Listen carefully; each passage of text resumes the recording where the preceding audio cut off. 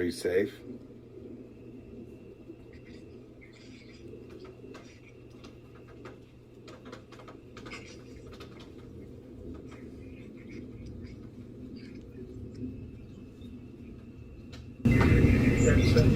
So today I'm going to give you an I Stand with Sophie update talking about two particular items that have come up in the last few days. I also want to apologize for any audio disruptions or any cracking of my voice because this is an extremely difficult subject for me to put together. I'm a father of two small girls, and also I was a mental health practitioner, a therapist until I couldn't do this anymore, and that it's because of cases just like this, because the system fails so many times in cases just like this. And also, this is the child actually being given to the father for the weekend. So at least for the weekend, the child is in safe hands.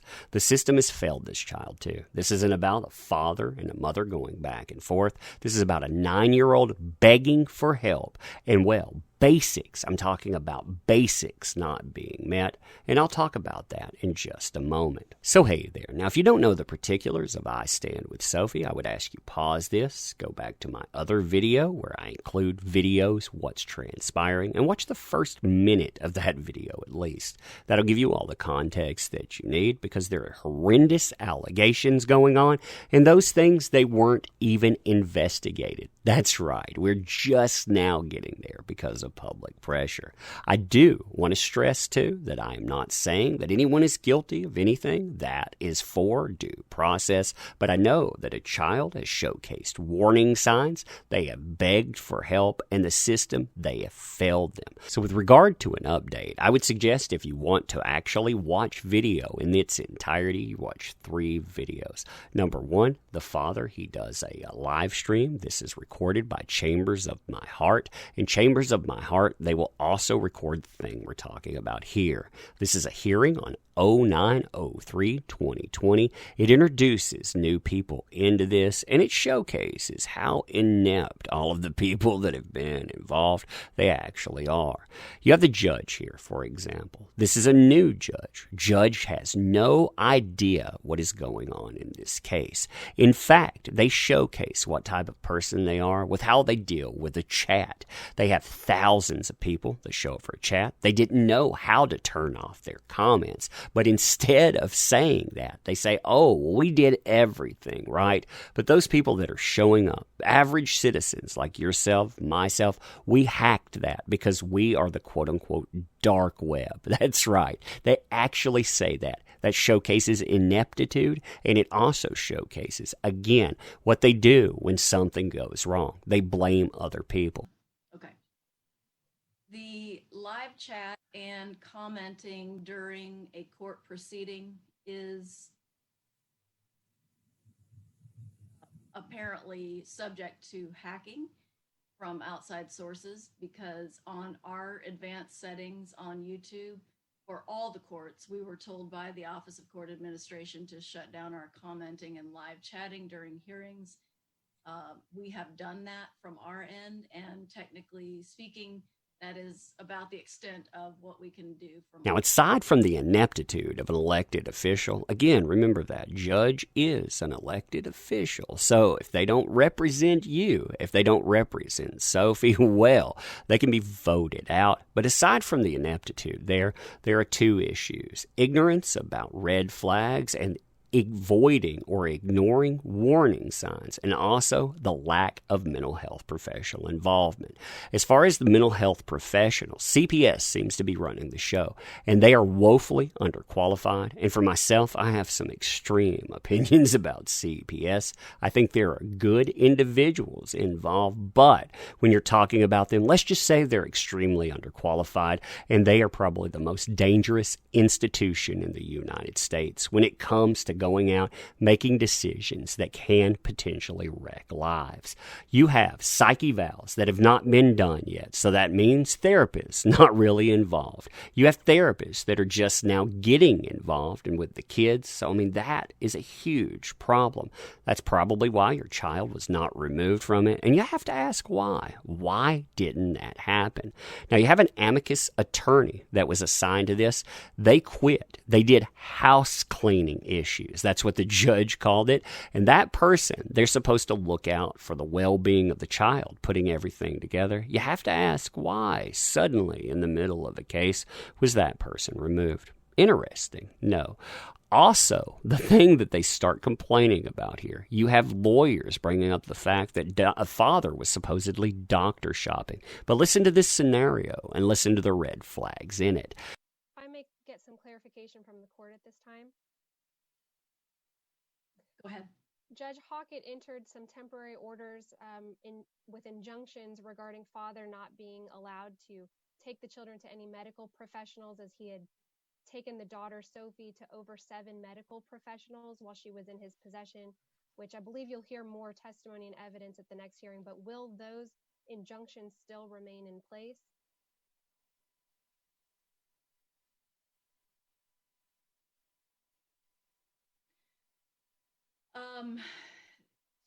Gosh. And also the child was taken to numerous interviews regarding this. And the judge also ordered that only the Child Advocacy Center of Collin County would be able to do one other forensic interview, and that dad was prohibited from taking the child to be interviewed by anyone else regarding this. Can I respond to that, Your Honor? Yes. Okay, so the child was taken to 3 different places. Particularly, the reason that she was taken to 3 different places was because the child refused to be seen by a male physician. So on June 28th, the child was taken to Oak Run Medical Center. She had what they called Ms. Graham, let me back you up just because I really do want my own chronology of events. So on June 28th. Sure. The child was taken to Oak Run, Texas Med Clinic in New Braunfels. She had bacteria from New Braunfels. Excuse me? Why would anyone move from New Braunfels, Texas? I know, isn't that the truth? What? Okay. So the child was taken. She had bacteria in her urine, so they took her to Oak Run. She continued to have issues. She was taken on July the 2nd to a place called Little Spurs. They gave her a round of antibiotics for her vaginitis and what they considered to be a yeast infection. She went on visitation with mom on the 10th, 11th, and 12th of July. She came back from mom's visitation on July the 16th, or from mom's visitation on the 12th, and she was taken back to Little Spurs on the 16th. On the 16th, she continued to have pain, or she continued to have issues where she couldn't even sit down. And they gave her another round of antibiotics, I believe. And then on the 25th, she was taken to Dell Children's Hospital, or Dell Children's facility. So she was taken. You have a child complaining about pains in a certain region of their body. When they go in, they won't see a male practitioner. Now that, it does not necessarily denote an issue involving that type of abuse, but that is a warning sign or a red flag. It's something that should be looked into.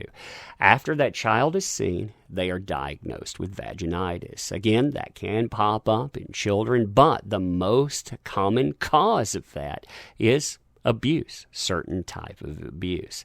Father has to give a child back to the parent, the mother, and after 3 days, father gets child back and has to take the child back to the doctor because the child can't sit down.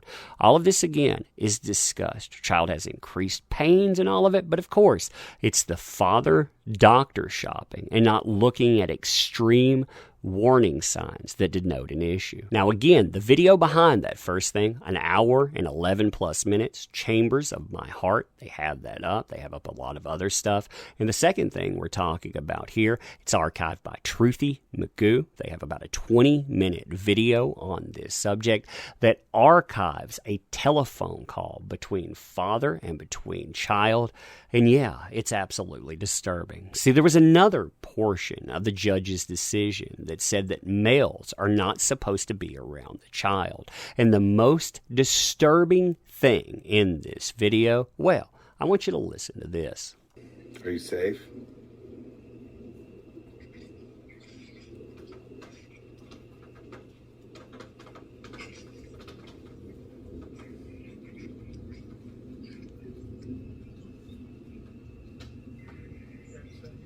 Now, additionally, I want to play this point for you, and I want to note that you should again watch this in context, because it doesn't come up in idle conversation. People don't talk about hearing mocking jays. This is their safe word, and well, look at how it pops into the conversation. I don't wake up to birds anymore. You what? Normally, when we're there, I hear like birds, like mocking jays and stuff. Yeah. But now nice. What? Now, the father, he tries to investigate, ascertaining exactly what's going on, and he's immediately rebuffed. Why? Because the mother and someone else is listening the entire time, and that's disconcerting. There's a male there that's not supposed to be there. There are a lot of other things going on. Safe word, everything else, yeah. And the system, they have failed this child. No one is investigating these problems, and you have the power to make them do that. Call, be vocal. That's the only reason they had this stuff openly. It's the only reason that media has even talked about it, and they've barely talked about it at all. They can talk about people going out and doing a million other things. They can talk about hashtag this and that, but they cannot look out for the well-being of one female 9-year-old. Amazing, isn't it? I want to end with this statement, too. You can tell about how advanced or progressive a society is, not because of its high-minded ideals that people spout, and not because of its economy or its skyscrapers, but because of how it looks after its most vulnerable populations. That includes the elderly, that includes the mentally ill, and that includes its children. If we fail our children, then who exactly are we? Not much to look at, isn't it? But anyway, I thank you for your time and your attention on this. I'm not going to talk about any other thing in the back of this like I normally do, except thanking you for being here, thanking you for participating and picking this up. This is an important item. It is a very important item. Again, this child has been failed repeatedly, and you and I, we don't have to. We cannot be told not to do this, not to look at this. And again, this stuff, it is important. It should be investigated. You see all of the warning sign, and yet, again, these people are flagrantly ignoring it. It annoys me, but at the same time, I have sat across the table from countless Sophies, and I can say that this is a common thing.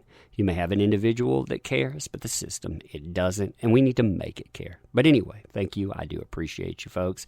And yeah, apologies for any audio issues or cuts or anything like